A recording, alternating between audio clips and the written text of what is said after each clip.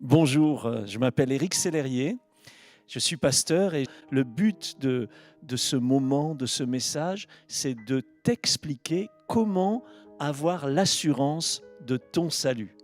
Je ne sais pas si tu as l'assurance du salut, si tu as l'assurance de ce qui va se passer après ta mort quand tu vas rencontrer Dieu, parce que la Bible dit, il est réservé aux hommes de mourir une seule fois, après quoi vient le jugement. Et je pense qu'en nous, on a tous cette conviction qu'il y a quelque chose, ou cette intuition qu'il y a quelque chose, il y a, il y a cette aspiration à l'éternité, on n'a pas envie de mourir trop vite, et en même temps on se dit, mais qu'est-ce qui se passe après la mort? Et je fais cette vidéo pour que tu puisses avoir l'assurance de ton salut. Je veux dire, ne pas avoir l'assurance de son salut, euh, c'est normal. C'est normal parce que on est perdu sans Dieu. Quand j'étais jeune, je me suis retrouvé un jour dans une ambulance. J'avais pris trop de drogue et je me rappelle de ce pompier qui tenait ma main et qui a dit à son collègue, dépêche-toi, il ne va pas arriver aux urgences. Et moi, j'avais même pas 18 ans, je devais avoir 16 ans, et j'étais pas prêt pour mourir. Je me souviens d'une angoisse qui m'est tombée dessus. Qu'est-ce qui se passe maintenant? Si je meurs, qu'est-ce qui se passe après? J'étais pas prêt. Et là, dans l'ambulance, j'ai fait une prière. Et j'ai fait une promesse même à Dieu que je ne connaissais pas. J'ai dit à Dieu, si tu me gardes en vie, je croirai en toi. Et puis, je suis resté vivant. J'ai repris un petit peu ma vie, un petit peu vraiment sans Dieu, jusqu'au jour où je me suis retrouvé dans une petite église en région parisienne et j'ai entendu l'évangile, c'est-à-dire la bonne nouvelle de Jésus-Christ. J'ai entendu que Dieu m'aimait, que Jésus était mort pour moi sur la croix. Et là, eh bien, le pasteur a fait un appel, il a dit, qui voudrait recevoir Jésus comme sauveur? Qui voudrait être pardonné de ses péchés? Qui voudrait être lavé par le sang de Jésus? Qui croit maintenant qu'il lève sa main? Et on est tous un peu orgueilleux, moi particulièrement. Alors j'avais ce combat dans mon cœur, j'avais cette résistance. Et je me suis souvenu de la promesse que j'avais faite à Dieu, si tu me gardes en vie, je croirai en toi. Et là, dans cette petite église, au fond, j'ai levé la main. Je me rappelle du pasteur qui a dit, je t'ai vu. Mais au-delà de lui, c'était Dieu qui me voyait et qui voulait vraiment me sauver. Et tout d'un coup, j'avais une assurance qui était venue en moi.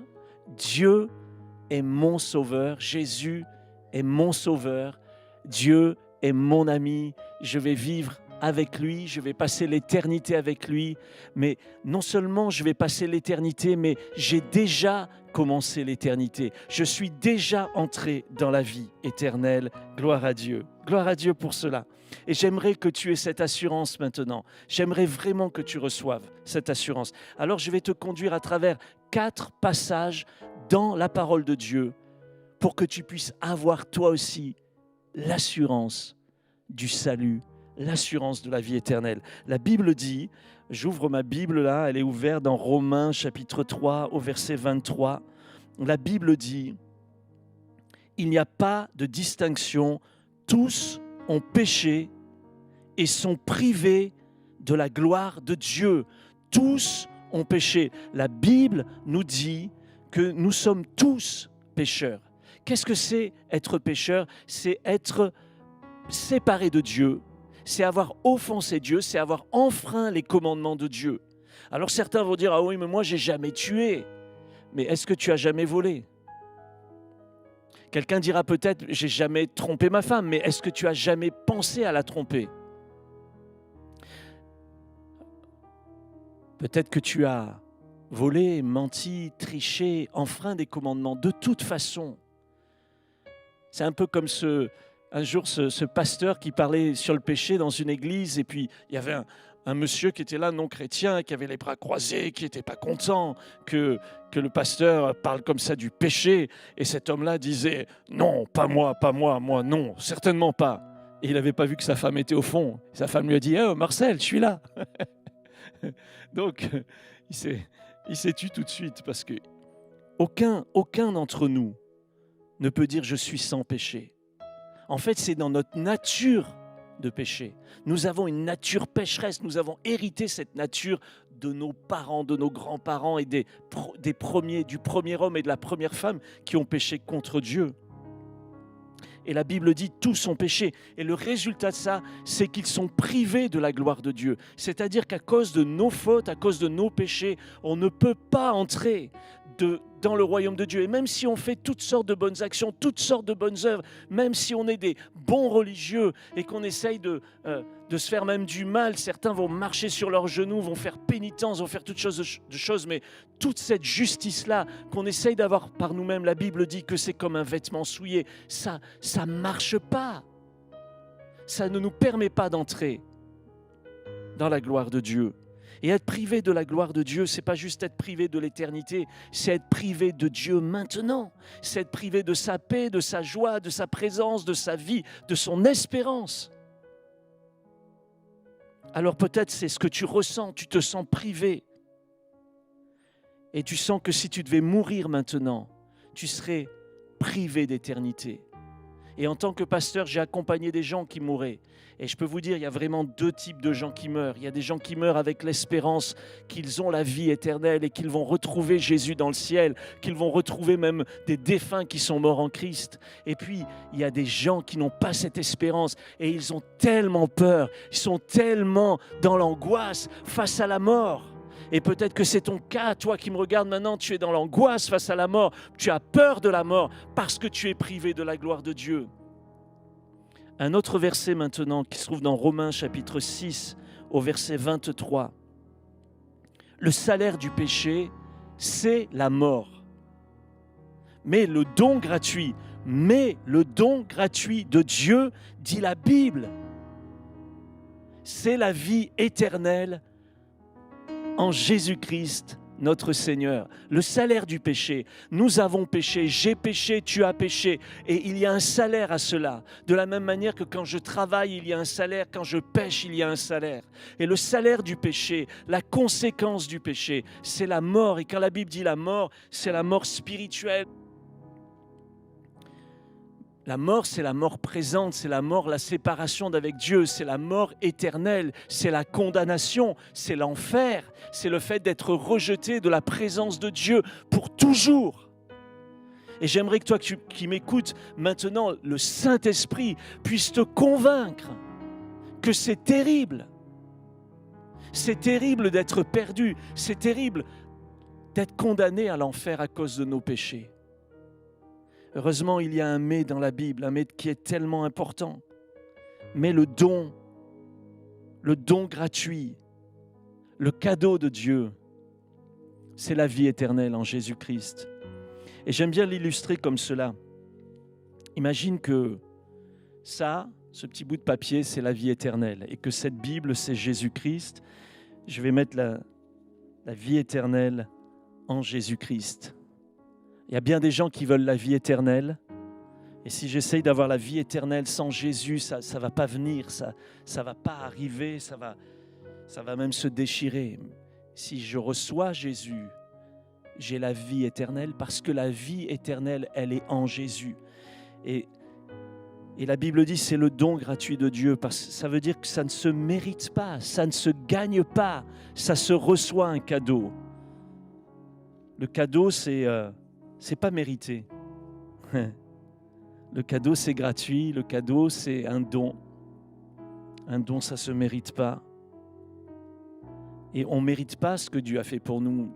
Il nous a tellement aimés qu'il a donné son Fils Jésus. Jésus nous a tellement aimés qu'il a donné sa vie pour nous. Et alors qu'il était là sur la croix du Calvaire, il a porté nos péchés. Il a porté tes péchés sur son corps crucifié dans sa chair. Lui qui était sans péché. Justement, tous son péché sont privés, mais lui était sans péché, le seul juste, parce qu'il est Dieu fait homme, il n'a jamais commis de péché. Alors lui, il vient et il subit la condamnation à ta place et à ma place. Il donne sa vie sur la croix pour que toi et moi, nous puissions avoir la vie éternelle. Sa première parole sur la croix, c'est « Père, pardonne-leur, ils ne savent pas ce qu'ils font ». Ce n'est pas juste des Romains ou des Juifs qui ont crucifié Jésus. C'est mes fautes, c'est mes péchés, c'est tes péchés qui l'ont amené à donner sa vie comme un sacrifice pour que tu puisses avoir ton passeport pour la vie éternelle. Par le sang de Jésus, nous pouvons avoir libre accès auprès de Dieu. Et quand on arrive devant Dieu, il ne dit pas, oh, qu'est-ce que tu as fait pour mériter la vie éternelle? Il regarde si tu as juste accepté Jésus, le don gratuit, le cadeau, est-ce que tu l'as reçu? Tu peux refuser le cadeau, mais tu peux le recevoir et dire oui, je reçois la vie éternelle, je reçois Jésus comme mon sauveur. Pardonne-moi, pardonne mes péchés. La Bible dit, et c'est mon 3e verset, c'est dans Jean chapitre 1er au verset 12. Mais à tous ceux qui l'ont reçu, à ceux qui croient en son nom, Jésus a donné le pouvoir de devenir enfant de Dieu. Ce contexte de Jean, chapitre 1er, c'est que la lumière est venue dans le monde et que les hommes ont préféré les ténèbres à la lumière. Mais il y a cette promesse. Mais certains vont le recevoir, certains vont le refuser, mais certains vont accepter la lumière. Tous ceux qui le reçoivent, tous ceux qui reçoivent Jésus, il leur est donné le pouvoir de devenir enfants de Dieu. Est-ce que tu l'as reçu? Est-ce que tu l'as accepté? Est-ce que tu lui as demandé pardon? Pourquoi est-ce qu'on préfère les ténèbres à la lumière? Parce qu'on préfère se cacher, on préfère faire nos fautes en secret, on préfère que nos péchés ne soient pas vus. Mais qu'est-ce que tu vas cacher devant Dieu? Quand tu avais cette mauvaise pensée ou que tu faisais cette action coupable ou que tu trompais ta femme ou ton mari, que tu volais, tu crois que Dieu ne le voyait pas, tu crois que Dieu ne sait pas en fait. Dieu sait déjà. Mais Dieu désire que nous venions à lui avec repentance. Qu'est-ce que ça veut dire repentance? Ça veut dire je reconnais mes fautes, je reconnais mes péchés, je reconnais que je suis un pécheur et je dis à Dieu, ô Dieu, sois apaisé envers moi. Un jour, 2 hommes montèrent au temple pour prier. Jésus raconte cette parabole et il y en avait un, c'était un religieux, c'était un pharisien et il était là, il était tout fier de lui et il disait, moi, je te loue, ô Dieu, de ce que je ne suis pas comme le reste des hommes. Moi, je donne ma dîme de tous mes revenus, je jeûne 2 fois par semaine, je fais ci et je fais ça. Et il essayait avec sa propre justice de dire à Dieu, regarde comme je suis bien. Et il se moquait même d'un autre homme, un publicain, quelqu'un qui était vraiment très mal vu en Israël et qui taxait les gens pour les Romains. Et qui était là, cet homme-là, lui, il se frappait la poitrine. Le pharisien se moquait de lui, du publicain. Et le publicain était là, oh Dieu, sois apaisé envers moi, qui suis un homme pécheur. Et en fait, il se repentait de ses fautes, il se repentait de ses péchés. La repentance, c'est le moyen que Dieu nous a donné pour accéder à la vie éternelle en Jésus-Christ. Jésus dit, cet homme-là, ce publicain, il est reparti chez lui, justifié. Le pharisien, le religieux là, il est parti chez lui comme il était venu.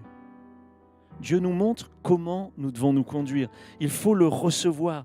Tous ceux qui l'ont reçu, tous ceux qui croient en son nom, le nom de Jésus, le seul nom donné aux hommes par lequel nous pouvons être sauvés, le seul nom qui donne accès à la vie éternelle. Alors il leur est donné le pouvoir de devenir enfants de Dieu. Et c'est ce qui se passe quand on demande pardon pour nos péchés. C'est ce qui se passe quand on se repent de nos fautes. Alors à ce moment-là, on reçoit la vie éternelle. On devient enfant de Dieu. Dieu écrit notre nom dans son livre de vie. Et le jour où on arrive devant lui, le jour où tu arriveras devant le trône de Dieu, Dieu va ouvrir ce livre, il va regarder si ton nom y est. C'est très simple. Il le sait déjà, bien sûr. Et là, il te dira, c'est bien, tu peux rentrer parce que tu as fait ce que j'attendais de toi. Tu t'es repenti, tu as demandé pardon, tu as reçu mon Fils comme Sauveur et Seigneur et tu l'as suivi. Alors entre dans la joie de ton Maître, entre dans l'éternité. Waouh! Ça, c'est le début de la vie chrétienne. Et mon 4e et dernier verset, se trouve dans le dernier livre de la Bible. C'est dans le livre de l'Apocalypse, au chapitre 3 et au verset 20. Et là, dans ce passage, il est écrit, Jésus dit, « Voici, je me tiens à la porte et je frappe. Si quelqu'un entend ma voix et ouvre la porte, j'entrerai chez lui. J'entrerai chez lui, je souperai avec lui et lui avec moi. » Vois-tu, en fait, Dieu nous avertit qu'à cause de nos péchés, nous sommes perdus, que le salaire du péché, c'est la mort, mais que le don gratuit de Dieu, c'est la vie éternelle. Dieu nous dit que nous sommes tous concernés, que nous avons tous péché, que nous sommes tous séparés de lui, que nous avons tous besoin d'être réconciliés avec Dieu. Nous vous en supplions, dira un verset de la Bible, au nom de Christ, soyez réconciliés avec Dieu. Et puis Dieu nous dit que tous ceux qui l'ont reçu, il leur est donné le pouvoir de devenir enfants de Dieu.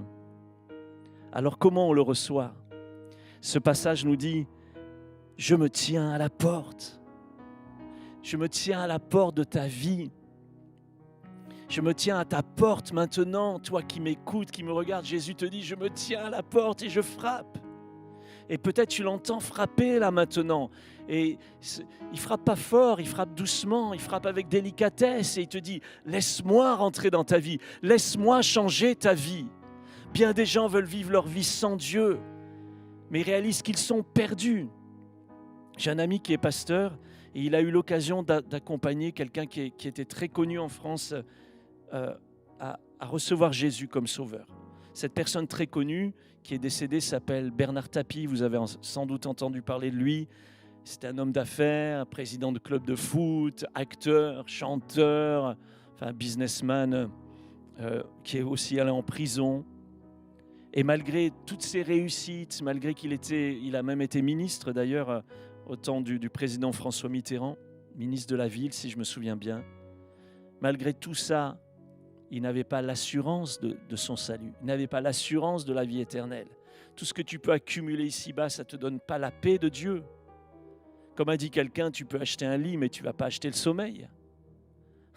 Tu peux acheter des choses religieuses ou même te payer des cierges et tout ce que tu veux, mais ça ne va pas te donner l'assurance. L'assurance, c'est quand Jésus devient notre sauveur. Alors Bernard Tapie, un jour, il a appelé un ami à moi qui s'appelle pasteur Marcel Quamenan et il lui a dit il faut qu'on parle. Et ils ont parlé et Bernard Tapie a demandé pardon parce que c'est le seul moyen. On ne peut pas se changer nous-mêmes. Il faut que Jésus rentre dans notre vie. Il faut que la lumière rentre pour que les ténèbres sortent. Viens dans ma vie, Jésus. Je t'ouvre la porte. Sauve-moi. Change mon cœur. Change ma vie. C'est ce qu'il a fait. Viens dans ma vie. Et à partir de là, et c'était à travers une maladie, une grave maladie, les médecins lui avaient dit qu'il lui restait que quelques semaines à vivre. Par la grâce de Dieu, ça a duré bien plus longtemps.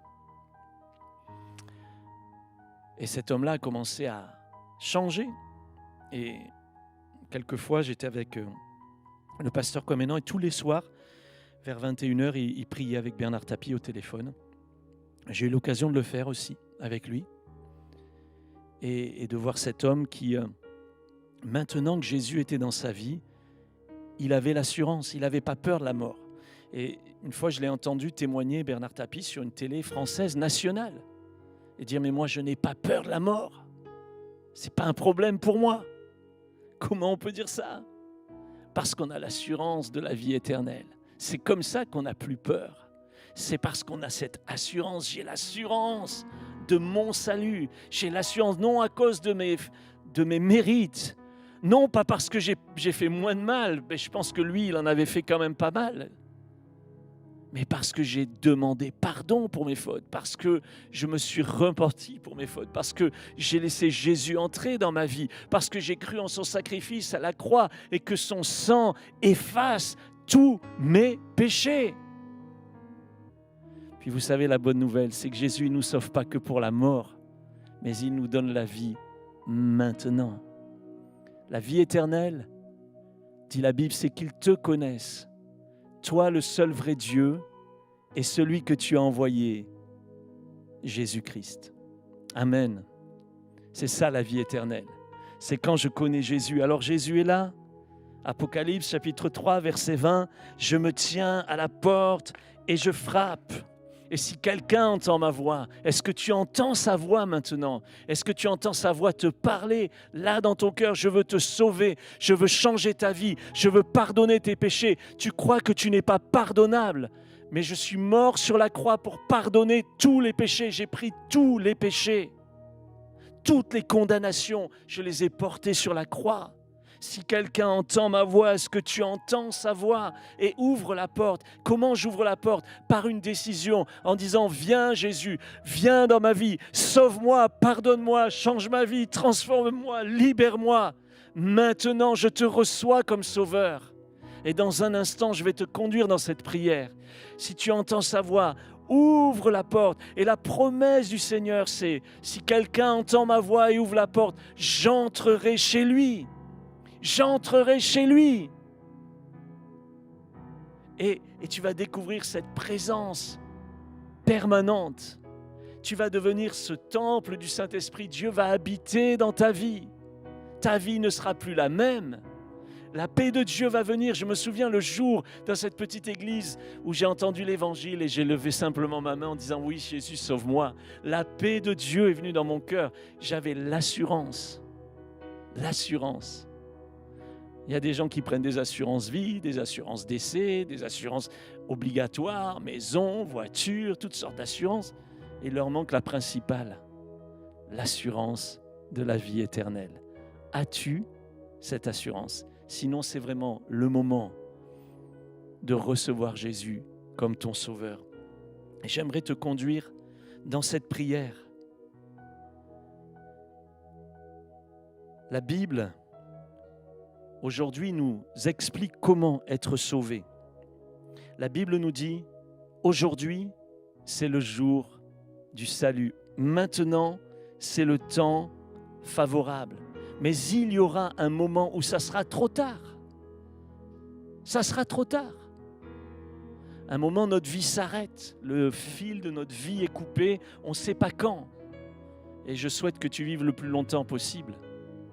Mais parfois, une maladie survient, un accident survient. On n'est pas maître de notre lendemain. Il ne nous appartient pas. Mais la Bible dit, c'est maintenant le moment favorable. Maintenant, ce n'est pas trop tard parce que tu entends ce message, tu m'entends, alors tu peux répondre. Mais il y a un moment, ça sera terminé. Ça sera fini. Et là, tu comparaîtras devant Dieu. Et tu pourras dire, oui, ce jour-là, Jésus est devenu mon sauveur. Ou tu pourras dire, ou Dieu te dira plutôt, qu'est-ce que tu as fait? Alors si tu entends sa voix et Jésus qui frappe à la porte, ouvre-lui maintenant.